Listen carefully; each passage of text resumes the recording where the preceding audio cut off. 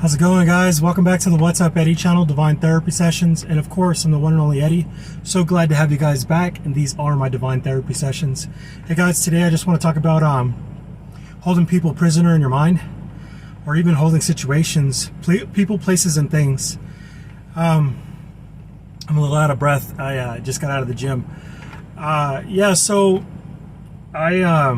It just depends on where you're at. So right now, it's what I'm going through right now. So I noticed that when I get stressed out, or I'm in a place where I feel like I've lost something, or something's not going my way, a lot of the times I will obsess about it. So I'll replay the tape, or whether that be the occurrence, the situation, or the place or the thing over in my head, and it's like my way of trying to make the situation better when I know it's not going to be better, right?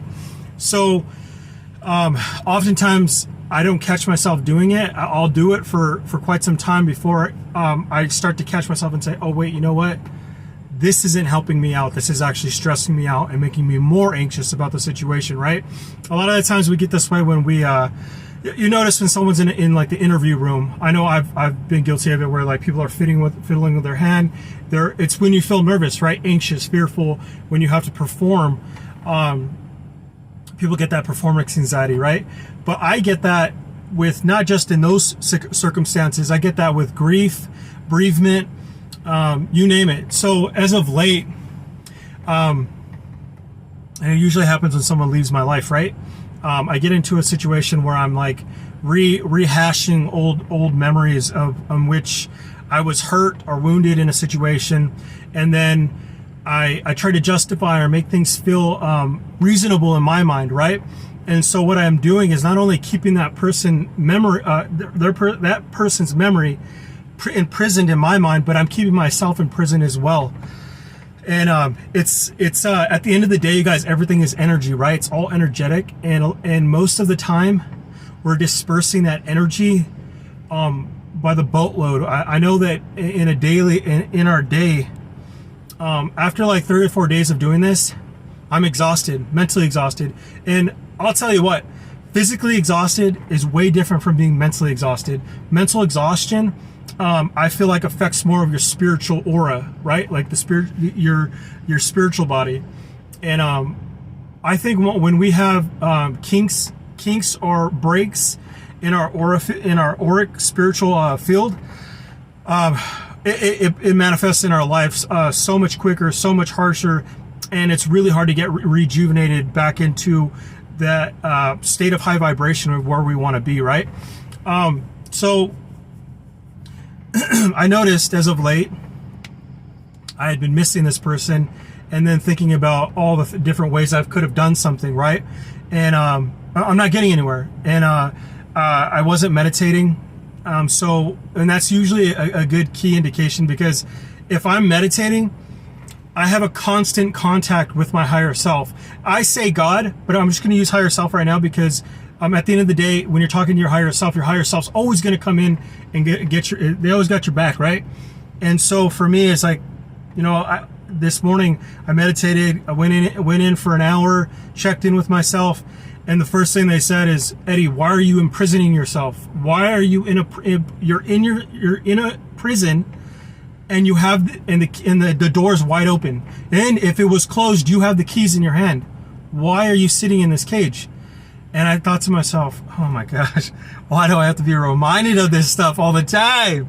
So I think that's what this platform's all about, man. And I say platform, planet Earth, right? In this mission, I'm constantly learning and reevaluating and relearning lessons.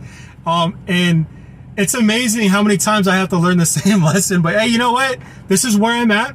This is a progress rather than perfection, because we're already perfect.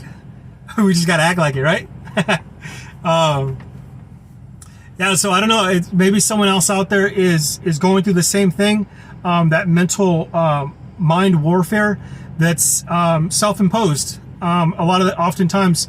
And not until I checked in with myself, which I always say is meditation is like, it's God sent. It doesn't feel like, and the thing is you're not going to feel things right away. It's like something like building up that energy, right? When you do it often, like for me, sometimes I take a week off and I feel it almost immediately. And when I check back in, and right away, that's when I say downloads, that information comes in quickly because you're opening up that channel. And that channel is to people, whatever you can't see that's on the other side, the etheric realm, they're trying to help us. And if that's too much for you to digest, it's just, you're checking in with God, man. You're checking in with that higher self, our universe, whatever you want to call it. There's something bigger at play, right? And that's why I always say that they're going to give you information that's needed. And that was something that came through for me. So I know for you guys, prayer, checking in with yourself in meditation, stay hydrated, man. It's hot as heck right now in California. Stay hydrated.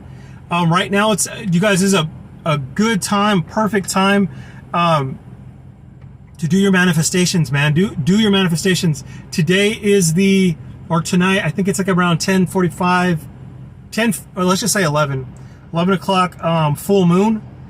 What was I going to say? I forget what it's called.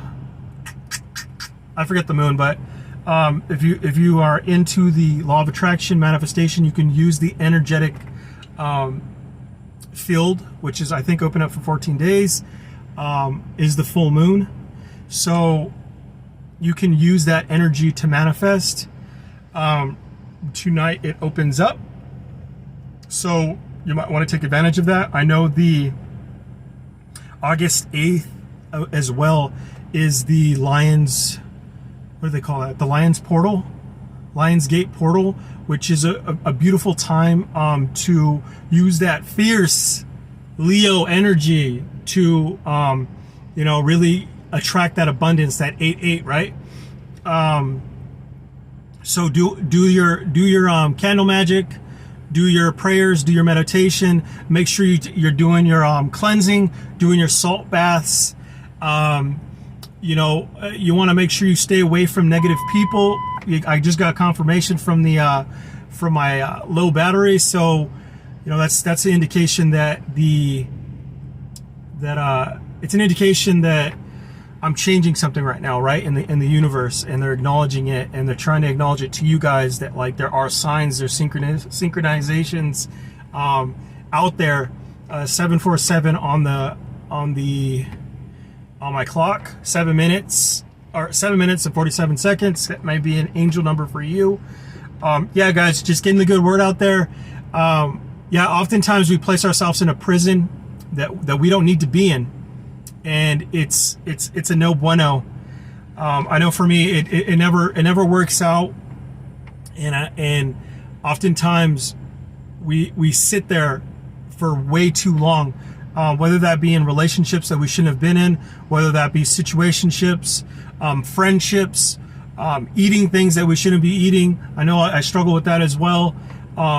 If you're out there and you're fancying the drink or fancying the drug, those are just numbing agents. You can make all the excuses in the world, but why on God's green earth would you put poison in your body? That's what you have to ask yourself. I'm not better than you. I don't claim to be. Just because I'm sober doesn't mean that I'm one drink away from oblivion. So I don't, but I do know the road, going down that road.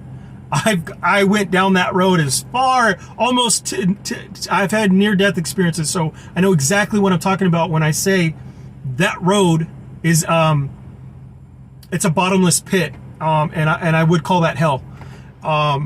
So just make sure that you guys are taking care of your temple, your body, and in turn it'll take care of your mind. And then when you take care of your mind, your body, and your soul, all of it will be in harmony. And when we're in harmony, that's when creation's taking place. And when we're in creation, God, beauty and beautiful things start to happen. You not only could save yourself, but you can save others as well. That's what it's all about. I love you guys so much. I'll catch you guys later. Give me a thumbs up. Make sure to subscribe. Holla.